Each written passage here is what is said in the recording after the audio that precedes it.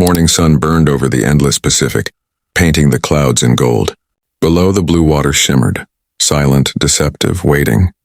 High above, a formation of Japanese Zero fighters sliced through the air, their silver wings glinting like blades. The pilots laughed over the radio, confident, arrogant. For 3 years, they had ruled these skies. Nothing, no American machine, had ever truly challenged them. But then something appeared in the distance. A bulky silhouette, square wings, thick fuselage. It looked clumsy, even ridiculous, compared to the elegant Zero. "Bakayaro, what is that?" one pilot muttered. The others chuckled. Yet within seconds, laughter turned to silence. The strange aircraft dove, and impossibly fast, its guns flashing like lightning. One Zero burst into flame before the others could even react. The newcomer climbed again, shrugged off tracer fire, and rolled into another attack. The mockery vanished. Panic filled the radios. What they had just witnessed was no ordinary American plane. It was the Grumman F6F Hellcat, a machine born from loss, built for revenge, and destined to dominate the Pacific skies. And on that morning, Japan's air supremacy began to die. The rise of the Zero and the crisis for American air power.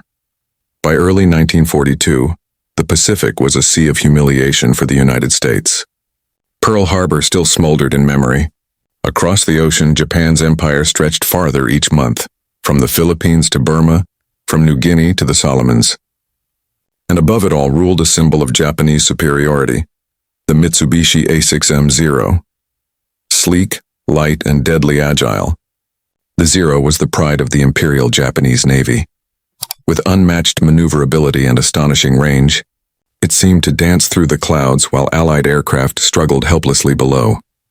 In those early months, Japanese pilots claimed victory after victory, downing enemy planes in staggering numbers. The United States Navy, caught unprepared, had only one carrier-based fighter to rely on, the Grumman F4F Wildcat. It was rugged and brave, but painfully outclassed. In turning fights, it stood no chance. American pilots learned that lesson the hard way over Wake Island and the Coral Sea. Even when they fought with courage, they often never returned. Reports from the front were grim. Pilots described the Zero as impossible to catch and impossible to escape. One U.S. commander called it a ghost in the sky. The Navy knew it needed a new weapon. One fast enough to chase, strong enough to survive, and tough enough for the brutal world of carrier warfare. At Grumman Aircraft Engineering on Long Island, that demand arrived like an alarm bell. The engineers, led by Leroy Grumman himself, understood what was at stake. American pilots were dying, and no amount of bravery could compensate for outdated machinery. They needed a fighter that could not just match the Zero, but crush it. The task seemed impossible. The Japanese had mastered lightweight design.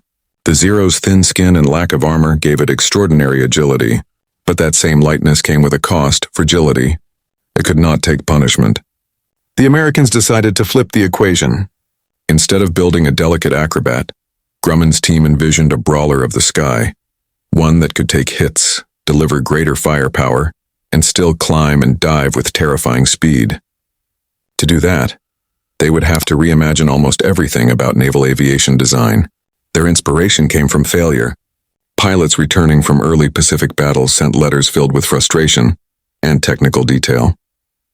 "The Zero outturns us," one wrote, "but we can dive away. We can live, and if we can make the dive faster."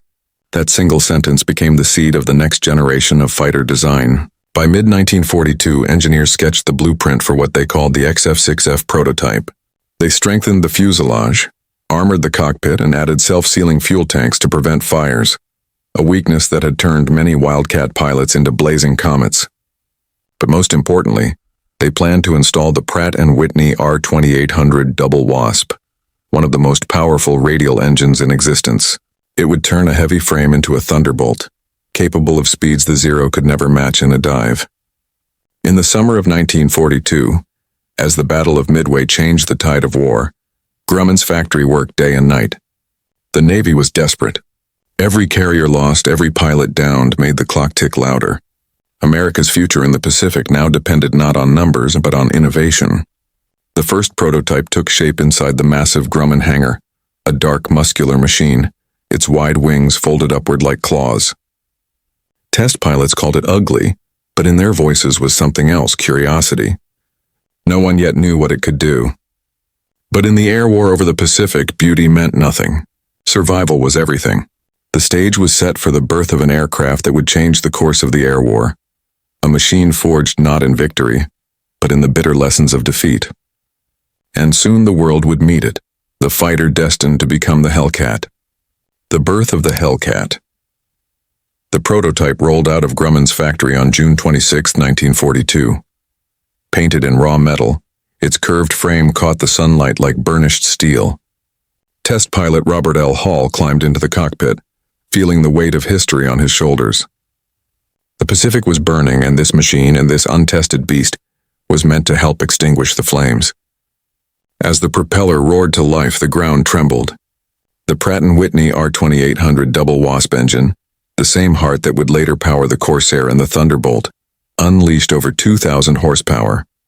When Hall pushed the throttle forward, the aircraft leapt into the air with a force that startled even the engineers watching below. It was heavier, yes, bulkier undeniably, but in the air it moved with an authority none had expected.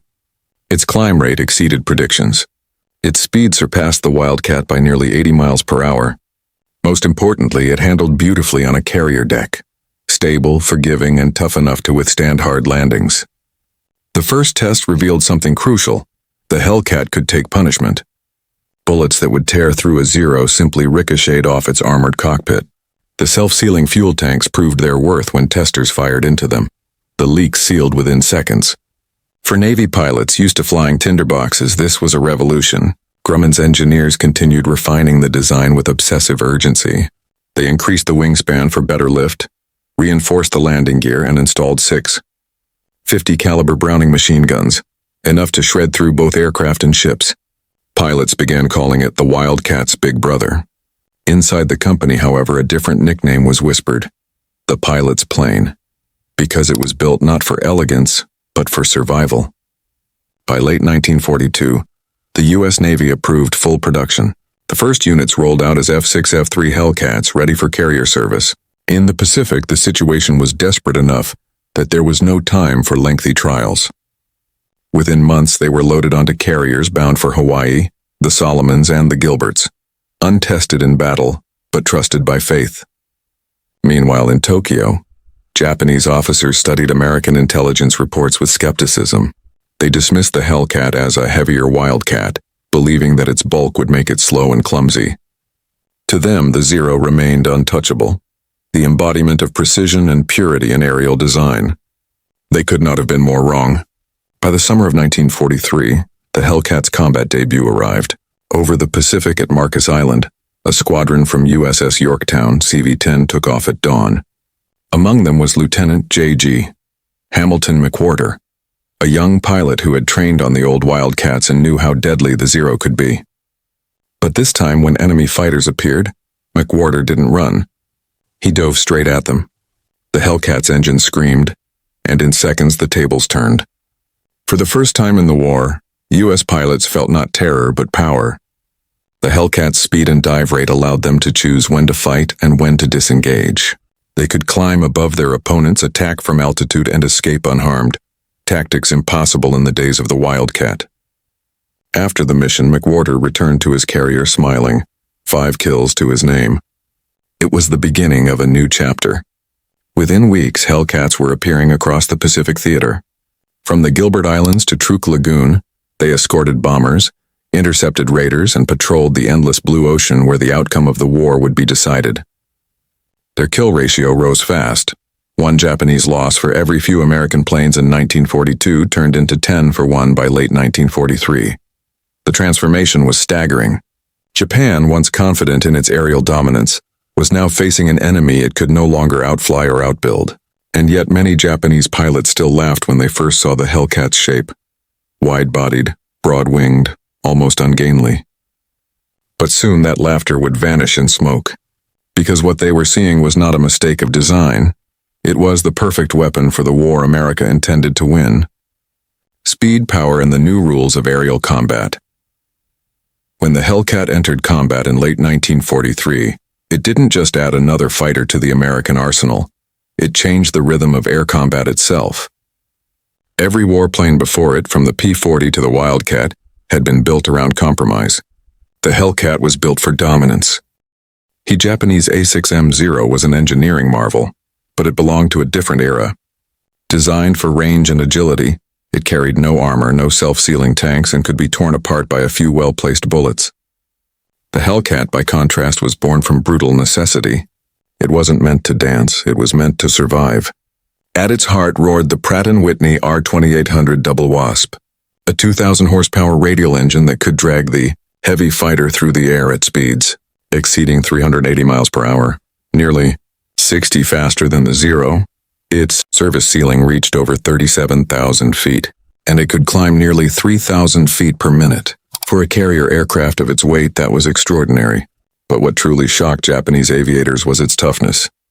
American pilots often returned to their carriers with their Hellcats riddled with bullet holes, wings shredded, fuel leaking, and yet the aircraft still flew.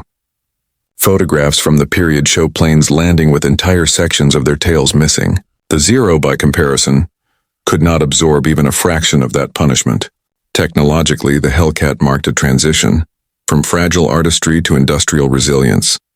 It was not a samurai sword, it was a hammer. And in the Pacific, the hammer was beginning to fall. Early in the war, American pilots made a fatal mistake. They tried to dogfight the Zero. That error cost hundreds of lives. The Hellcat gave them a second chance and new tactics to go with it. The Navy's air combat instructors developed what became known as the boom and zoom method. Pilots would climb above enemy formations, then dive at high speed, unleash short bursts of gunfire, and climb away before the Japanese could react. The Hellcat's weight, power, and rugged frame made this strategy ideal. It could dive faster than the Zero could ever follow. The old fear of the Zero's turning radius vanished. American pilots stopped playing the enemy's game. Instead, they used the Hellcat's energy advantage, speed, altitude, and momentum, to dictate every engagement. For the first time in the Pacific, the Americans weren't just surviving dogfights, they were controlling them. The sky became a chessboard, and the Hellcat was the piece that could move anywhere it wanted. Navy aces like David McCampbell, Hamilton McWhorter, and Alex Freysiu began to redefine aerial warfare. Their kill counts climbed rapidly. McCampbell would later shoot down 9 aircraft in a single mission, a record unmatched in U.S. naval history. The Hellcat's cockpit visibility, ruggedness, and predictable handling made it the perfect teacher. Even young, inexperienced pilots could take off from a carrier and return alive, a luxury the Japanese could no longer afford. By 1943, the United States Navy had begun to replenish its ranks. New pilots, many barely out of flight school, were being thrown into combat. For them, the Hellcat was more than an aircraft, it was a guardian angel. One pilot described his first combat mission in the F6F. "I didn't feel like I was flying a fighter. I felt like I was sitting inside a tank that could fly." That sense of security changed everything. The fear that had haunted earlier Navy squadrons was replaced by confidence. The Hellcat could dive faster, fire longer, and survive hits that would have destroyed any other fighter. It gave men the courage to fight offensively again, to hunt, not just evade. Japanese pilots began noticing the shift. Their once cautious American enemies now attacked with aggression. Radio intercepts recorded Japanese officers warning each other. "These new American planes, and they do not run."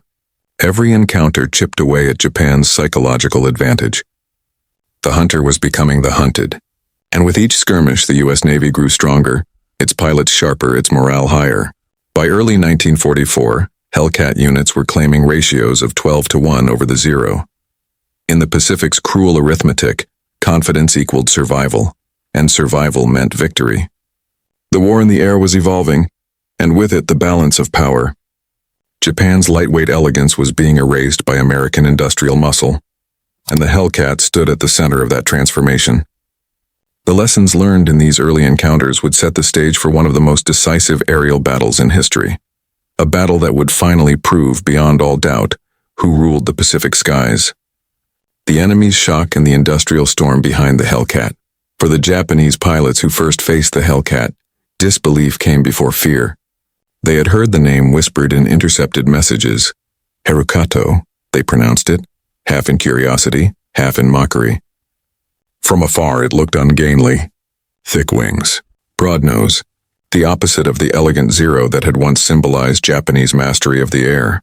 A barn door that flies, one Japanese ace joked before his first encounter. That laughter didn't last long. Reports from the front began filtering back to command posts across the Pacific, first scattered, then consistent. Pilots described an American fighter that refused to die. It could climb at impossible angles, absorb heavy fire, and still return to battle. One stunned Japanese survivor from the Marshall Islands campaign recalled, "We fired many rounds into one aircraft. It smoked, it descended, and then it turned and came back. That was the first time we knew fear." Japanese intelligence analysts initially dismissed these stories as exaggerations. They clung to the belief that superior pilot training would balance any material advantage. But as 1943 turned into 1944, reality shattered that illusion. The new American pilots were no longer inexperienced. Their gunnery was precise, their teamwork disciplined, and their aircraft almost indestructible. The once invincible Zero began falling in numbers unseen since the war began. At Truk Lagoon and Rabaul, entire Japanese air groups were wiped from the sky. The arrogance that had fueled Japan's early campaigns evaporated. For the first time, the phrase air superiority belonged not to the Empire, but to the United States Navy. Behind every Hellcat was not just a design, but a nation's entire industrial might. While Japan struggled to replace its losses, American factories were producing Hellcats faster than Japan could shoot them down. Between 1943 and 1945, Grumman built over 12,000 Hellcats, often rolling them off the assembly line at a rate of one every hour. Grumman's workforce, thousands of men and women on Long Island, worked around the clock. They called themselves the Grumman Iron Works, a nickname earned by their obsession with durability. Workers often said, "If a Grumman plane goes down, the pilot dies of old age before the airplane breaks." Japan could not compete. Its factories, bombed and resource-starved, barely kept up with replacement needs. Aluminum shortages forced engineers to substitute wood in some components. Even the legendary Zero was being simplified to save cost and time. Worse still, the Imperial Navy's fuel reserves were collapsing. Pilots trained in simulators instead of actual aircraft. Flying time reduced from hundreds of hours to just a few dozen. The Americans, meanwhile, had entire training schools producing disciplined, methodical airmen, each ready to step into a Hellcat and fight with confidence. The Pacific War had become a clash not only of machines, but of systems. Japan fought with spirit and tradition. America fought with industry and organization. And in war, spirit could not outrun a production line. By 1944, the Hellcat had transformed the American pilot's state of mind. The memory of the Zero's early reign, the fear that once haunted every mission, had been erased. On carriers like the USS Enterprise and USS Yorktown, flight decks buzzed with confidence. Pilots joked that they could land the Hellcat in a thunderstorm with one wing missing. That wasn't far from the truth. The aircraft's rugged gear and wide undercarriage made it a dream for carrier landings, where a single mistake often meant death. Psychologically, this reliability mattered as much as speed or firepower. When a pilot trusted his machine, he could fight harder, longer, smarter. The Hellcat gave that trust back to the Navy. For Japanese pilots, the shift was devastating. The skies that once offered them prestige and honor had become arenas of slaughter. The new enemy fighters were fearless, not reckless, but deliberate, methodical, relentless. In a war diary recovered from a downed Japanese pilot after the Marianas campaign, one final entry read, "They come from every direction. We cannot outclimb, we cannot outdive. It is as if the sky itself belongs to them." That single line captured the turning tide. The shock had become despair. By early 1944, the Hellcat was more than an aircraft. It was a statement of inevitability. Every bolt, every rivet, every gun was a declaration that Japan's era in the air was over. The Americans had learned from defeat. They had engineered redemption. And soon, the Hellcat would face its ultimate test. A battle so vast, so decisive, that even the most confident Japanese commanders believed victory was impossible. That battle would be called the Great Marianas Turkey Shoot, the day the Empire lost the sky. The Pacific dawn broke over an ocean burning with tension. To the east of the Mariana Islands, hundreds of aircraft waited on the decks of American carriers, silent, engines humming, pilots staring at the horizon. They knew what was coming. Intelligence reports had confirmed it. The Japanese were assembling their largest air assault since Pearl Harbor. Hundreds of carrier-borne Zeros, Judys, and Vals, the last strength of the Imperial Navy. But this time the Americans were ready. Above the decks of USS Lexington, USS Enterprise, and USS Yorktown, a new breed of fighter idled, the F6F Hellcat. Its wings gleamed in the rising sun, heavy with fuel and ammunition. Every pilot who climbed into its cockpit knew the machine beneath them could take punishment and still bring them home. At 9:35 a.m., the sky erupted. Japanese strike groups appeared like a storm. Neat formations at first, then chaos as radar operators aboard U.S. carriers began calling out bearings. The calm voices of controllers echoed through the radio. Bogies inbound, range 60 miles. 50, 40. Within minutes, Hellcats roared into the air. From that moment, the Pacific became a killing ground. The Japanese came in waves, over 400 aircraft, desperate to protect their carriers near the Philippine Sea. But they were flying into the jaws of an industrial giant.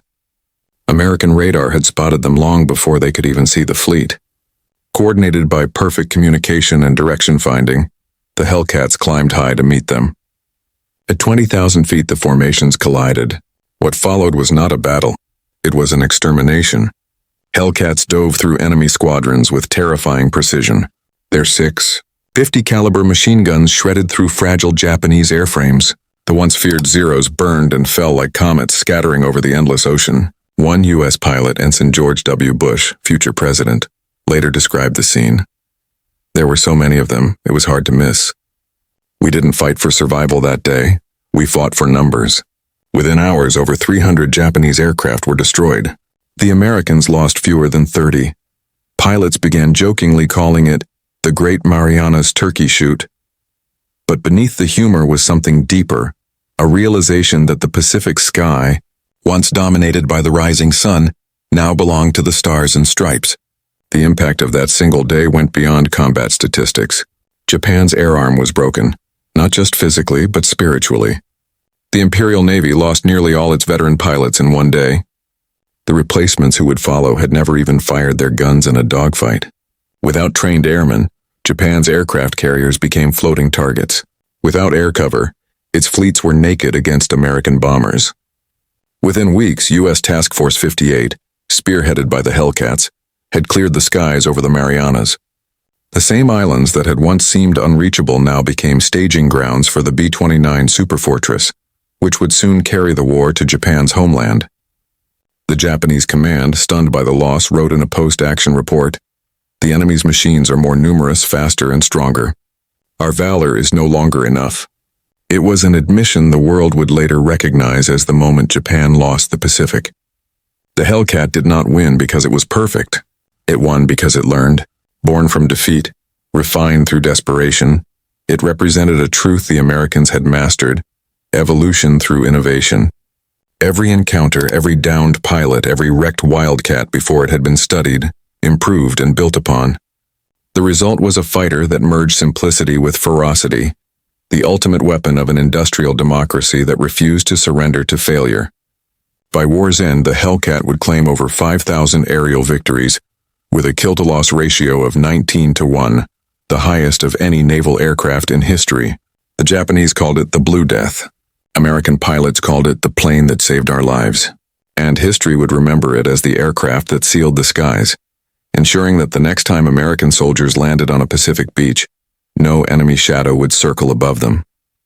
Shock, silence, and the vanishing sunlight fell over the Philippine Sea, but the sky still glowed faintly, not from the stars, but from the burning wreckage that floated across the horizon.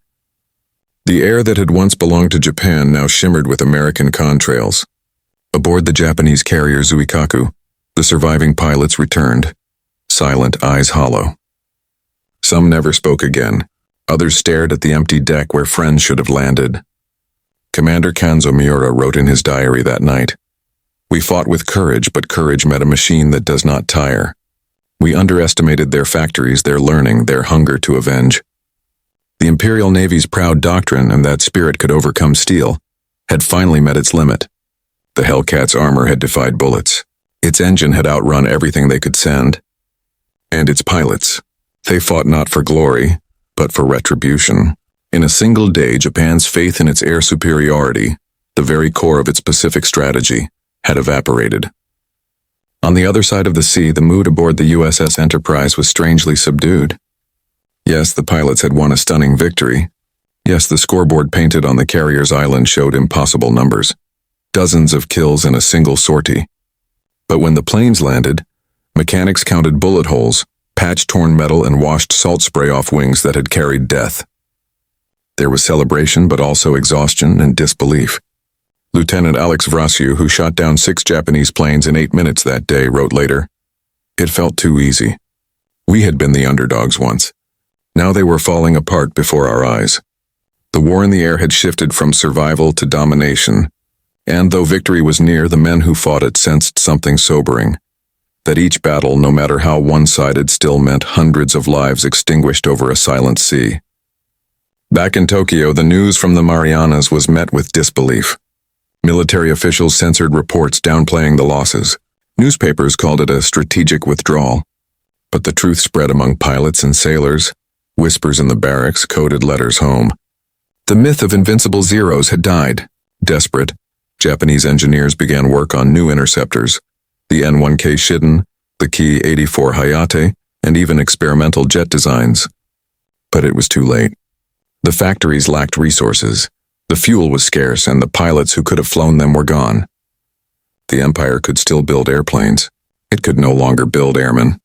The Hellcat had done more than win battles. It had erased experience itself. Every fallen ace took with him the knowledge of a generation. After the Marianas came the Philippines, Iwo Jima, and Okinawa, each campaign beginning under the same sky dominated by the Hellcat. The Japanese air attacks grew desperate. Kamikazes replacing trained pilots, sacrifice replacing strategy. The Americans, though battered and haunted, advanced behind a wall of steel and speed. By late 1944, the Imperial Navy's carrier force was gone. The last of its proud ships, the Zuikaku, survivor of Pearl Harbor, was sunk in the Battle of Leyte Gulf. As the sun set on that day, an American pilot flying overhead watched the great ship vanish beneath the waves and said quietly over his radio, "That's for 1941. The war had come full circle. The hunters of Pearl Harbor had become the hunted, brought down not by vengeance alone, but by the relentless engine of progress that powered the Hellcat and the nation behind it. The sky was now firmly American, but with that victory came a new question. What would the Pacific War look like when one side ruled the air completely? That answer would emerge not in celebration, but in the long, grim aftermath that followed. The empire falls from the sky. By mid-1944, the once busy Pacific skies had gone eerily quiet. The swarming dogfights of earlier years, the cries of tally-ho, and the whine of zero engines were fading into memory. The Americans no longer fought for air control. They owned it. Hellcat squadrons now flew patrols with impunity, scanning vast stretches of ocean for any sign of resistance. Where once they had to fight for every mile of sky, now they moved like predators over an empty sea. Japanese ships, when spotted, rarely had time to react.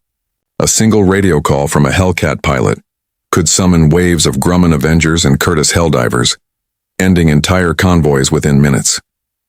What began as a battle for survival had transformed into an era of absolute dominance, a kind of aerial empire, enforced by horsepower and steel. Behind every Hellcat that roared off a carrier deck was an entire nation in motion. In Long Island, New York, Grumman's Bethpage factory ran day and night under floodlights. Women riveters worked beside engineers, turning raw aluminum into wings, engines, and dreams of homecoming. At the height of production, one Hellcat rolled off the assembly line every 63 minutes. Each was tested, tuned, and shipped across the country by rail before being hoisted onto carriers bound for the Pacific. Japan could never match that rhythm. Its factories, bombed and starved of materials, struggled to build even a fraction of what America produced in a week. The industrial scale was staggering. The U.S. built over 12,000 Hellcats. Japan managed barely a tenth that number of fighters during the same period. The Hellcat's victory wasn't just won in the air, it was manufactured on the factory floor. Every rivet, every engine, every hour of overtime hammered into those planes became a weapon of war as powerful as any bomb.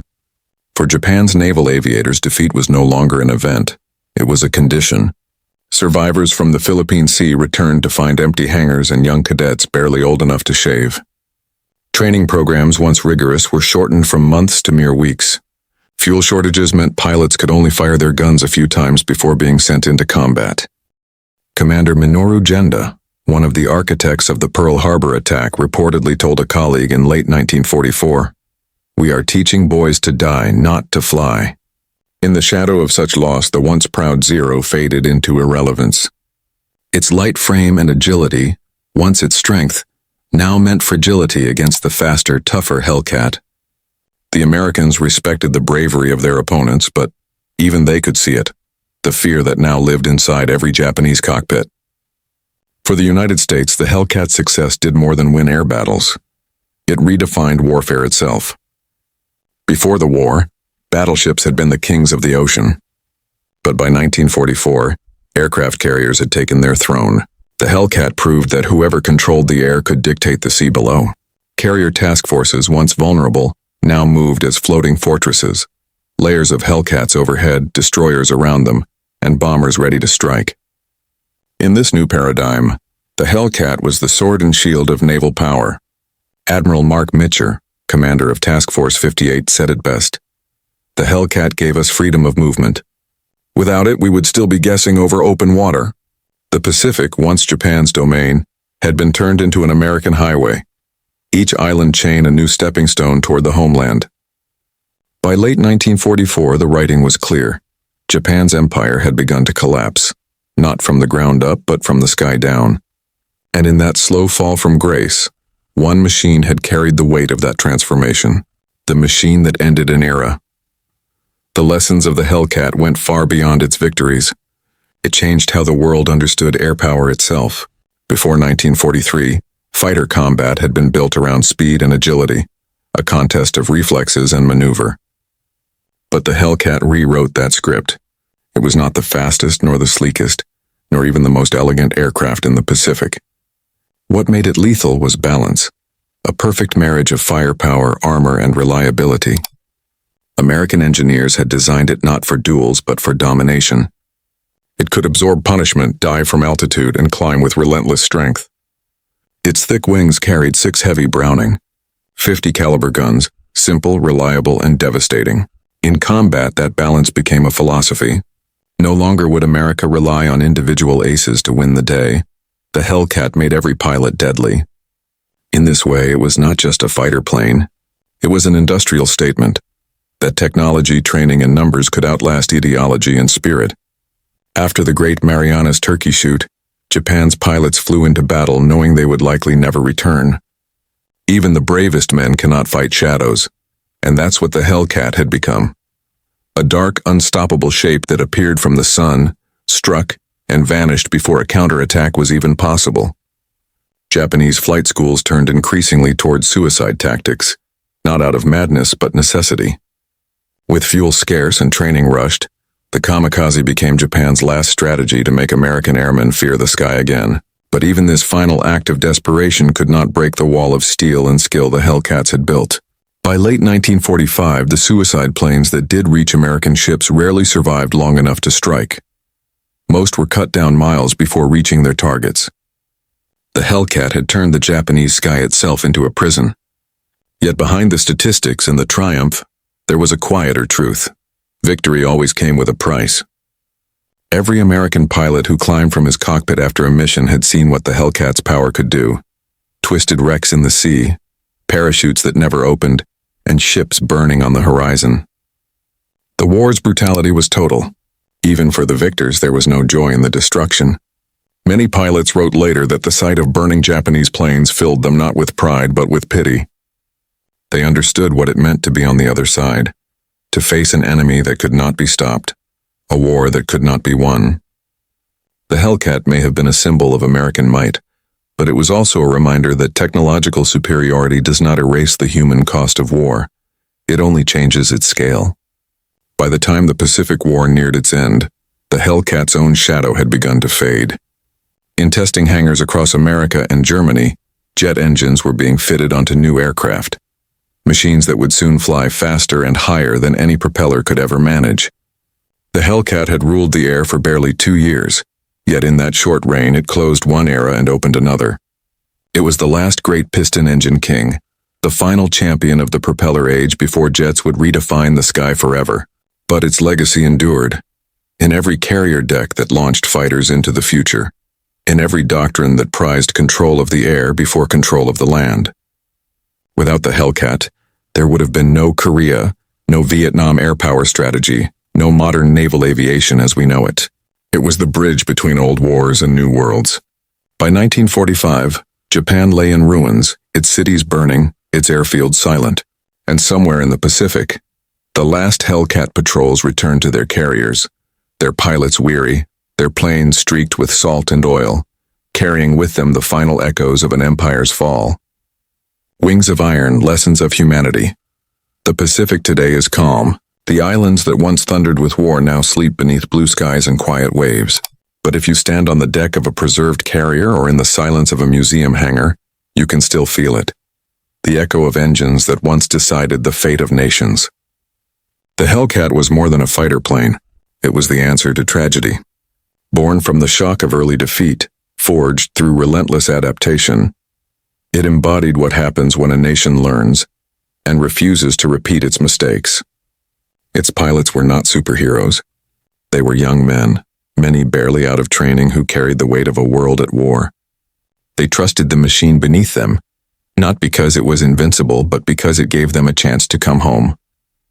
For Japan, the Hellcat became the symbol of an impossible fight, a reminder that courage alone cannot overcome technology and industrial resolve. For America, it became proof that failure, when studied and overcome, can transform into victory. In the end, the Hellcat did not just dominate the Pacific skies. It changed how humanity waged war. It showed that progress, discipline, and unity could turn the tide of history. And when the guns fell silent, its roar faded into memory, leaving behind not just wreckage and wrecked empires, but lessons written in contrails across the dawn. Because every great war ends the same way, not with triumph, but with reflection. And in that reflection, the Hellcat still flies, not as a weapon, but as a testament to how far humanity will go to survive. And to win.